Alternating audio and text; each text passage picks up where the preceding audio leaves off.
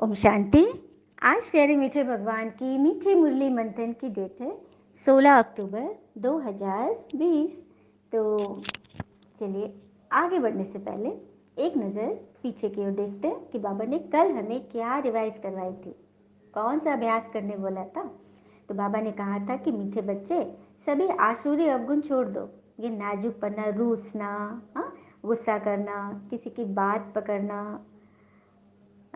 मन से कमज़ोर हो जाना या एक दूसरे के खामियां देखना, यह सब हमें बहुत पीछे ले जाता है। हमें बाबा क्या सिखा रहे हैं, यदि हम बाबा के निमित्त बने हैं तो भगवान हमें क्या सिखा रहे हैं उस पर फोकस करें, मुरली पर ध्यान दें। कोई आत्मा क्या बोल रही है, अरे उसके संस्कार है, उसका पाठ है।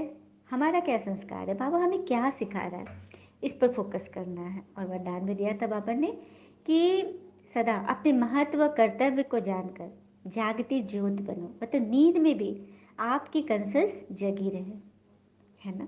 कि हमने भगवान से प्रॉमिस किया है, भगवान ने हमें चुना है, भगवान के मददगार है, भगवान की वर्षा हमें मिल रही है, तो हम सच्चे वारिस बने। इसी पर बस ध्यान रहे, बाकी कुछ भी मत सोचो। क्यों? क्योंकि कहते हैं ना कि रिश्तों की कद्र करनी हो तो वक्त रहते कर लीजिए, वरना बाद में सूखे पेड़ को पानी देकर हरियाली की उम्मीद करना बेकार है। इसीलिए हर रिश्ते की कद्र कीजिए। कोई हमें एक सेकंड पहले भी कोई अनजान भी मिला, लेकिन वो भी तो आत्मा रूप में हमारा रिश्तेदार ही है ना। और सबसे प्यारा है, क्योंकि आत्मा हम सब एक है, एक पिता के बच्चे। और कभी भी यह उम्मीद नहीं करना किसी से भी नहीं कि कोई मेरी सेवा के बदले में मेवा दे। हाँ, क्योंकि ट्रेन में कोई यात्री चढ़े या न चढ़े, ड्राइवर को वेतन तो पूरा ही मिलता है। उसी तरह से हमारे सत्कर्मों को कोई देखे या न देखे, लेकिन उसका फल हमें बाबा जरूर देते हैं। इस बात पे ध्यान रखें और अपने कर्मों पर फोकस करें।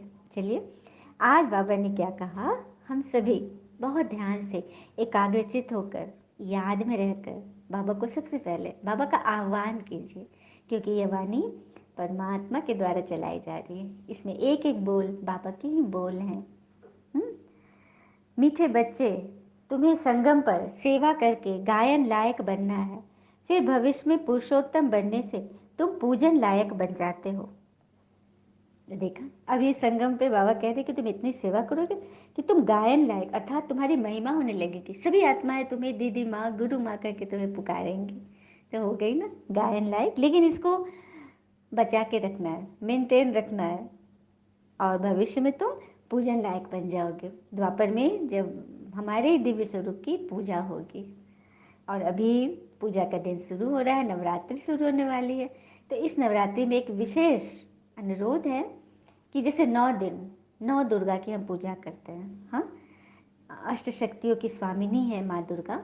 लेकिन ये अष्ट शक्तियाँ क्या है? सबसे पहले है समाने की शक्ति, समेटने की शक्ति, निर्णय करने की शक्ति, सहन करने की शक्ति, परखने की शक्ति, विस्तार को संकीर्ण करने की शक्ति। ये सभी शक्तियाँ माँ दुर्गा में समाहित थी, तभी तो वो अष्टभुजी बनी। तो इन 8 दिनों में, मतलब ये जो 9 दिन जो हम नवरात्रि मनाते हैं, ये पूरा मुहूर्त से, पूरा पंचांग से इसको निकाल करके शुभ मुहूर्त में ये होता है। उस वक्त सभी जितने भी नक्षत्र हैं सभी एकदम शुभ लगन में होते हैं, और कॉस्मिक एनर्जी से ये पूरा दिन 9 दिन भरा रहता है। मतलब विश्व शक्ति, परमात्मा शक्ति से ये ओत प्रोत रहता है। तो इस समय पवित्रता का मान है, ये भी हमको पता है। सभी भक्ति में भी लोग करते हैं, शुद्ध भोजन, सात्विक भोजन खाते हैं। इस पर भी मैं बोलना चाहूँगी कि सबको पता है, सभी आत्माओं को पता है कि देवी देवता भगवान सात्विक भोजन से खुश होते हैं। इसीलिए तो हम 9 दिन पूजा करें या फिर और कोई व्रत त्यौहार करें तो एक दिन पहले लहसुन प्याज छोड़ते हैं। पता है, सात्विक भोजन खाते हैं। छठ इतवार की तो बात ही छोड़ दो, मतलब नाम भी नहीं लेना है, मतलब इतने अशुद्ध हम मानते हैं। तो क्या बस देवी देवता सिर्फ 9 दिन आएंगे, या सिर्फ 3 दिन आएंगे, या 1 दिन आएंगे? ये तो कभी बुद्धि चली ही नहीं, क्योंकि बुद्धि हमारी एकदम कमज़ोर हो गई ना। इसीलिए पता है कि इतना दिन करना है, बस उतना दिन किए, एक रिचुअल की तरह करते हैं। बस करना है तो कर लिए, उसको कैसे आगे मेंटेन रखें, यह शक्ति नहीं थी, क्योंकि विधि ही नहीं मालूम थी। तभी तो बाबा ने आकर बोला कि कोई देवी माँ कोई एक दिन नहीं आती, वो हर दिन आपके अंदर विराजमान है, आपके अंदर गुणों के रूप में विराजमान है। कोई आपकी आत्मा में परमात्मा का वास नहीं है। आप जब परमात्मा के गुण को अपने अंदर धारण करोगे तो आप खुद बन जाओगे पूजन लायक। यह बाबा बता रहे हैं। प्रश्न है, कौन सी बीमारी जड़ से समाप्त हो तब बाबा के दिल पर चढ़ेंगे? तो देह अभिमान की बीमारी, किसी की बात लग जाना, छोटी सी भी बात को पकड़ के बैठ जाना, रूठ जाना, मन मन में फंस जाना, यह देह अभिमान है। ये सूक्ष्म है। देखो, हम लोग अभिमान मानते थे, किसी को रूप का अभिमान है, गुण का अभिमान है, अपनी विद्वता का, किसी को अपने भोजन बनाने की कला का अभिमान होता है, तो वो तो दिखाई देता है कि अरे इसको तो अपनी कला का बड़ा गुमान है। लेकिन सूक्ष्म अभिमान, बाबा ने आकर बताया, किसने कुछ बोला, मुझे उसकी बात अच्छी नहीं लगी, मेरा मन फंस गया, मैं उसमें क्यों क्या अंदर करने लगी, ये है सूक्ष्म अभिमान। किसी की बात से मेरा मन हर्ट हुआ, मैं दर्द में गई, मेरे मन में क्वेश्चन आया, मेरी स्थिति, मेरी खुशी गायब हो गई, यह सबसे बड़ा सूक्ष्म अभिमान है। बाबा इस अभिमान की बात कर रहे हैं। दुनिया वाले बाहरी अभिमान तो वो दिखाई देते हैं और हम उसको समय समय पर ठीक भी कर लेते हैं, क्योंकि सामने वाली आत्मा देख रही है तो हमें तो ठीक होना पड़ेगा। लेकिन अंदर मेरे क्या चल रहा है वो तो हमें लगता है कि सामने वाला कोई नहीं देख रहा है, इसलिए हम अंदर बहुत कुछ इन एंड आउट रख लेते हैं। लेकिन बाबा तो देख रहा है। सबसे पहले बाबा हमारे मन को देखते हैं, तो मन की क्लीनिंग जरूरी है। यह देह अभिमान जब समाप्त हो जाएगा ना, तब हम बाबा के दिल पर चढ़ेंगे। अब सभी अपने अपने गिरबान में झांकिए कि क्या हमारे अंदर सूक्ष्म अभिमान है। हम, बाबा हमसे खुश है, हम सर्विस कर रहे हैं, हम सब कुछ कर रहे हैं, लेकिन यदि अंदर एक छोटा सा भी कांटा है तो बाबा हमारे मन में है, तो बाबा को वो चुभ रहा होगा, तो उसे निकाल फेंके। यही बाबा चाहते हैं। विशाल बुद्धि बनो, ज्ञान चिता पर बैठो। विशाल बुद्धि बनो, छोड़ दो ना सामने वाली आत्मा क्या बोल रही, वो उसके संस्कार है, वो उसका पार्ट है, हमें उसमें नहीं फंसना है। हमें देखने वाला भगवान है, हमें वेतन दे रहे हैं बाबा। मेरे यात्री, मेरे ट्रेन में कौन चढ़ा, किसने क्या बोला, कौन उतरा, मतलब नहीं। हमें मतलब अर्जुन की तरह अपने लक्ष्य पे फोकस, तब हम अच्छी रीति भगवान के दिल पर चढ़ेंगे। अच्छा, मीठे मीठे बच्चों प्रति भगवान की नमस्ते। हम बच्चों की भी प्यारे शिव पिता को नमस्ते। और बाबा दिल से सभी आत्माओं की तरफ से आपको very very very good morning. धारणा के लिए मुख्य सार है, पहले पॉइंट, समझदार बन, माया के तूफानों से कभी हार नहीं खाना है। समझदार बन, माया के तूफानों से हार नहीं। देखो, तूफान सिर्फ बहुत बड़े बड़े हलचल नहीं आती है, बहुत बड़े बड़े समस्याएं को तूफान नहीं गएंगे। मन का तूफान एक सूक्ष्म भी तूफान है ना। यदि देखो, कभी आंधी तूफान चल रही है और घर में सारे खिड़की दरवाजे बंद है, लेकिन एक छोटा सा वेंटिलेटर भी, एक छोटी सी छिद्र भी खुली रहेगी, तो वहाँ से भी धूल मिट्टी आ जाएंगी, आती है ना। तो बस छोटा सा भी छेद में माया के लिए नहीं खोलना है, सुराख नहीं खोलना है, ताकि वो अंदर प्रवेश करे। और भरोसा रखना है तो एक भगवान पर। किस तरह से भगवान हमारी मदद करते हैं वो इस कथा से हम सुनते हैं। छोटा सा प्रसंग है। एक बार एक सेठ अपने पूरे परिवार के साथ समुद्र किनारे घूमने गया था। हाँ, कहीं बीच के पास गया होगा घूमने, तो वहाँ मस्ती में थे सभी लोग। ये एक सेठ जो थे थोड़ा आगे बढ़ गए, थोड़ा सा और लोगों से थोड़ा आगे बढ़ गया। अचानक बहुत तेज की लहर आई और वो सेठ डूबने लगे, उनको तैरने भी नहीं आता था। और इधर परिवार के सभी लोग खड़े हैं, पत्नी, बच्चे, भाई, जितने भी परिवार के सभी लोग। और वो जब डूब रहा है, उधर से सबको आवाज़ें दे रहा है, सबको आवाज़ दे रहा है, नाम ले लेके बुला, लेकिन कोई हिम्मत नहीं कर रहा उस लहर में उनको बचाने के लिए। सब किनारे पे खड़े हुए, सब एक दूसरे को ताक रहे, सब और आदमी को बुला रहे, अरे बचाओ बचाओ बचाओ, वो लोग भी चिल्ला रहे, लेकिन कोई उनके पास उनको बचाने के लिए नहीं गया। जब सेठ जी ने देखा कि कोई नहीं आया, चारों तरफ से जो हताश निराश हो गया, तब उसने भगवान को आवाज़ दिया। तब उसने ईश्वर को आवाज़ दिया कि हे प्रभु, अब तुम्हारा ही सहारा है, मुझे बचा लो। और सच में आंख बंद करके जब वो समर्पित हो गया, तभी कहीं से मोटर बोट से कुछ सेवाधारी लोग पहुँचे और उन्होंने उसको बचा लिया। तो देखा किस तरह से हम ईश्वर ईश्वर की याद हमें बचाती है और सबसे लास्ट में हम उन्हीं को याद करते हैं। ये सबके अनुभव है। कुछ प्रॉब्लम होगा सबसे पहले अपने परिजन ही याद आएंगे। भगवान तो का नाम तो सबसे लास्ट में होता है ना। तो यही तो है माया का धोखा। सबसे पहले सभी कोई है हमारे, लेकिन सबसे आगे हमारी लिस्ट में किसका नाम लाना चाहिए? बाबा का, परमात्मा के लिए सुबह सुबह गुड मॉर्निंग भी करना है तो बाबा को करना है, क्योंकि बाबा की वजह से ही ये सांसें हमें मिली है। क्या कोई परिवार वाला हमें सांसें दे सकता है, हमारी बचा सकता है? चाहे हमारे पास कितने भी पैसे हो, लेकिन जिसको जाना है तो जाना है, कोई रोक नहीं सकता है। तो उसी को याद करें ना, जो कि हमें हमें भी भरेगा, हमारे परिवार को भी बचाएंगे, है ना। आंखें धोखा देती है, इसलिए अपनी संभाल करनी है। कोई भी विकारी बातें इन कानों से नहीं सुननी है। फालतू की बातें न बोलनी है, न सोचनी है, न सुननी है, बिल्कुल नहीं। अलर्ट रहना है। दूसरी पॉइंट, अपने दिल से पूछना है कि हम कितनों को आप समान बनाते हैं। ये भी बहुत बड़ी बात है। बाबा ने कल भी बोला था ना कि किसी को आप समान नहीं बनाया, पढ़ते हो नहीं पढ़ाते हो तो गोया कुछ नहीं जानते। तो हमें भी वैसा नहीं बनना है ना। हमें तो हर एक आत्मा को जरूर सुना जब भी हमें मौका मिले। इसमें कई एजेड महिलाएं माताएं भी हैं। कुछ भी मौका मिलता अपने पास पड़ोस में जरूर आत्माओं को समझाती हैं। मौका जब भी मिले, परिवार के लोग ना भी सुने, लेकिन मौका से चूकती नहीं, मौके पे चौका तो लगा ही देती। तो कोई देखे ना देखे, देखने वाला तो देख रहा है। बाबा देख रहे हैं, और यही और उनके स्वास्थ्य के रूप में बाबा उन्हें एवजा दे रहे हैं कि वे सदा खुश रहे, प्रसन्न रहे, स्वस्थ रहे, जब तक जिए सर्विस में जुटे रहे।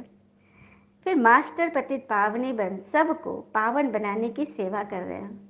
हमारे में कोई अवगुण तो नहीं है, दैवी गुण कहाँ तक धारण किए हैं? तो अपने आप से पूछना है कि हमने, बाबा जो सिखा रहे हैं कि सरलता, विनम्रता, हाँ, हर्षित मुक्ता, गंभीरता, परोपकारिता, प्रसन्नता, सरलता, ये सब हम कहाँ तक धारण हुआ है मेरे अंदर? हमारे में कोई अवगुण तो नहीं है, किसी की बात तो हम नहीं पकड़ते, मूंझते तो नहीं है। अरे चलो मूंझ भी गए तो सेकंड बस, जैसे कि शीशे में कोई धूल लगा, हम धूल को साफ करेंगे, शीशा फिर से चमक गया। तो यही करना, मन पे किसी बात की धूल जमी, हम उसे तुरंत श्रीमत के डस्टर से उसकी सफाई कर दें। इसमें भी हम बाबा के दिल पे चढ़ सकते हैं। बाबा ऐसे बच्चों से बहुत खुश होते हैं जिनको पता है रास्ता और वो उसको यूज़ कर रहे हैं। ऐसा नहीं जैसे एक व्यक्ति, उसके पास पिस्टल था, वो अपने बैग में रखे हुए था और रास्ते से गुजरा, कहीं अंधेरी रात से, कहीं अकेले से, तो उसको कुछ चोरों ने घेर लिया और उस चोरों ने बोला जो कुछ भी है सब निकाल दो। तो उसने सारा कुछ निकाल दिया, लेकिन उसके पास गन था। वो गन से उनको डरा सकता था, उसके पास गोली भी थी उसमें भरी हुई, लेकिन क्या किया, उसने सब सामान निकाला और गन नहीं निकाला। और फिर जब वो लोग चले गए चोर, ये जब अपने घर पहुंचा तो बड़े शेखी भगाते हुए बोल रहा है कि पता है चोरों ने सब कुछ लूटा, लेकिन मैंने अपने गन को छुपा लिया था। तो सब ने माथा पकड़ लिया कि हे भगवान, गन था तुम्हारे पास तो तुमने उनको डराया क्यों नहीं? वो तो तुम्हारे पास हथियार था, तुम उससे बच सकते थे। तो बोला ओ, ध्यान ही नहीं उसको। उसका उसका मतलब था कि मैं अपने गन को बचा लूँ, गन से बच जाऊँ ये नहीं, गन को बचा लूँ। तो बस वही बात है, सारी शक्तियाँ बाबा हमें रोज रोज हमें भर रहे हैं, और ज़रूरत आने पर हम अपनी शक्ति को यूज़ ही न करें और युद्ध के मैदान में खड़े हैं तो क्या हाल होगी हमारी?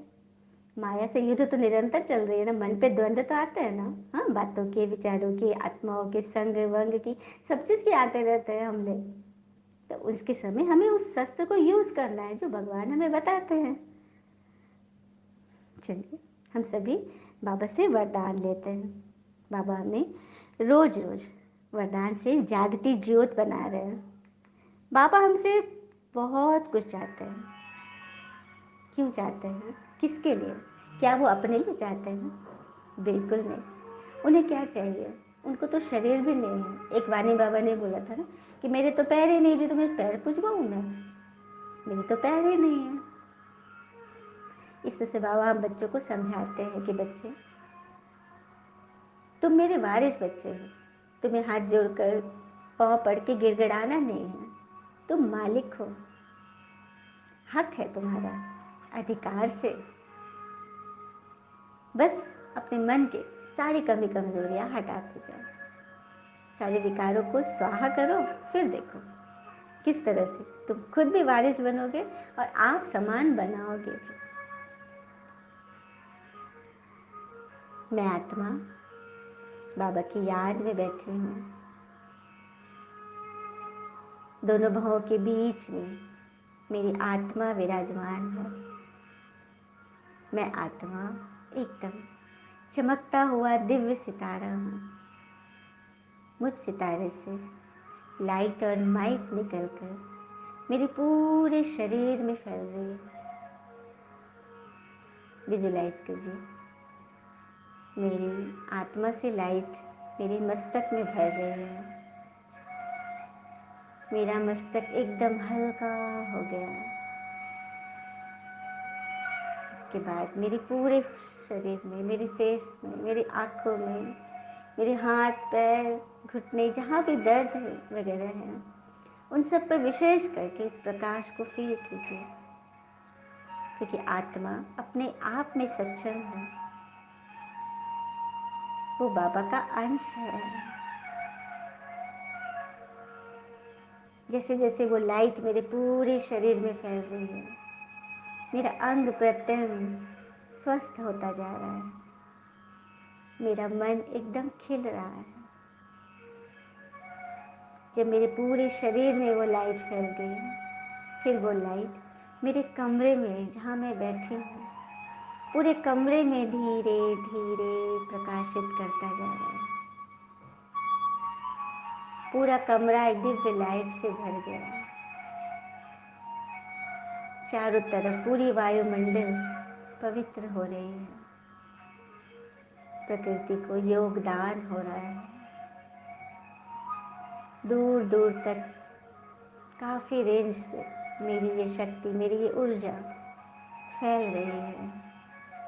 इस घेरे के अंदर जो भी आ रहा है, मेरे परिजन, मेरे बच्चे, हाँ, मेरा पास पड़ोस, जो भी, जितने दूर तक मेरी ये रेंज आ रही है, वो सभी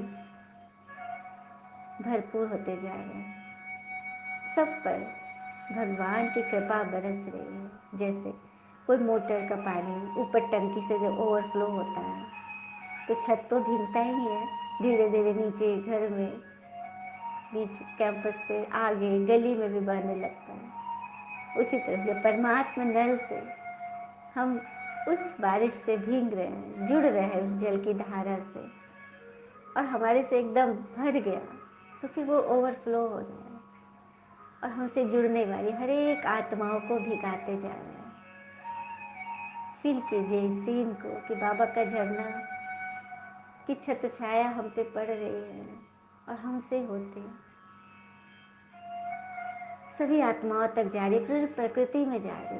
आकाश, वायु, अग्नि, जल, पृथ्वी, सभी तत्व सतो प्रधान बन गए। मैं आत्मा मास्टर दाता बन गई। बाबा ने बोला, सभी को ठिकाना देने वाले रहम दिल पिता के बच्चे रहम दिल भव। जब हम इस तरह से अपने आप को भरेंगे ना, तभी तो हमारे अंदर से रहम की भावना लगातार बहते चलेगी। और जैसा बाबा ने हमें हमारा स्वरूप दिया है, हम उसका प्रतिबिंब बने।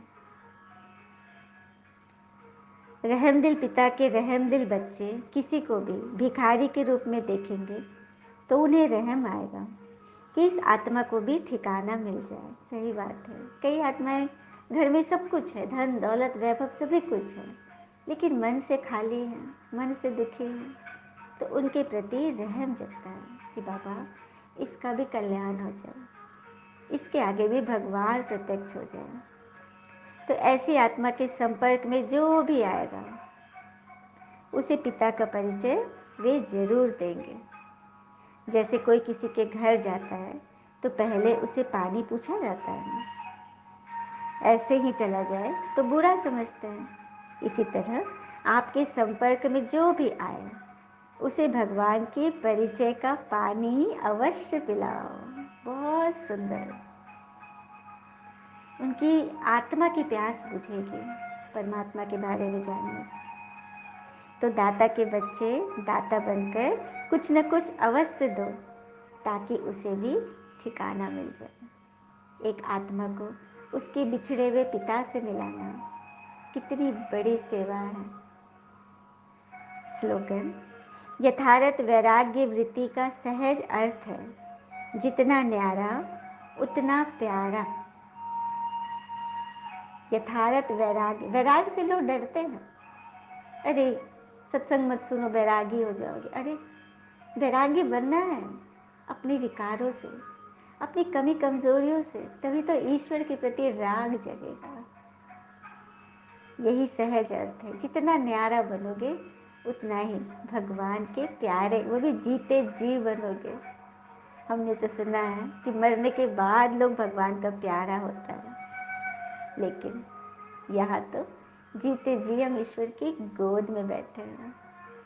कहते भी है ना कि सफलता शक्ल देख के कदम नहीं चूमती, सफलता तो मेहनत की दीवानी होती है। तो यहाँ हमसे बाबा कौन सी मेहनत करा रहे हैं? अपनी कमी कमजोरियों को एक एक करके हटाते जाना, ताकि बाबा हमें गुणों से, शक्तियों से, ज्ञान से माला माल कर सके। अच्छा, ओम शांति। शुक्र है मीठे बाबा, वो बाबा के प्यारे प्यारे बच्चे। Thank you Baba. All is well always. Om Shanti.